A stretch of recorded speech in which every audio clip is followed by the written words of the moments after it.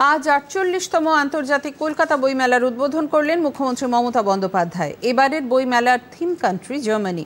উপস্থিত ছিলেন জার্মান রাষ্ট্রদূত doctor Philip Ackermann.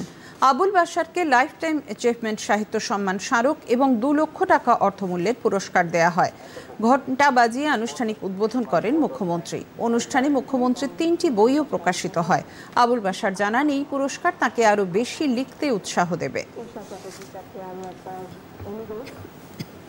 Lifetime Achievement Award 2025.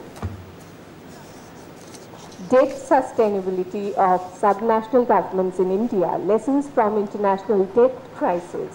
45, 46, 47, 48. এবং শুরু হয়ে গেল বই পাগল স্বজন বন্ধুর ঠিকানা বইমেলা।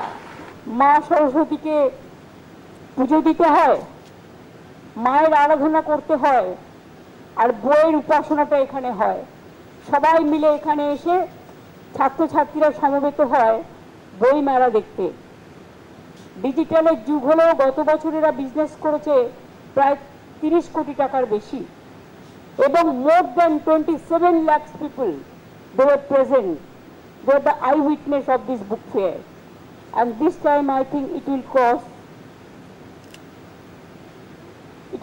50 lakhs, maybe 1 crore, I do not know. Public বইমেলাকে ভালোবাসে, এটা হৃদয়ের সাথে একটা সম্পর্ক আছে। এই বয়সে এই সম্মান আমার কাছে বেশ উৎসাহব্যঞ্জক। আমি খুশি হয়েছি খুবই। আমার আরও লিখতে ইচ্ছে করছে, এইটুকু বলতে পারি।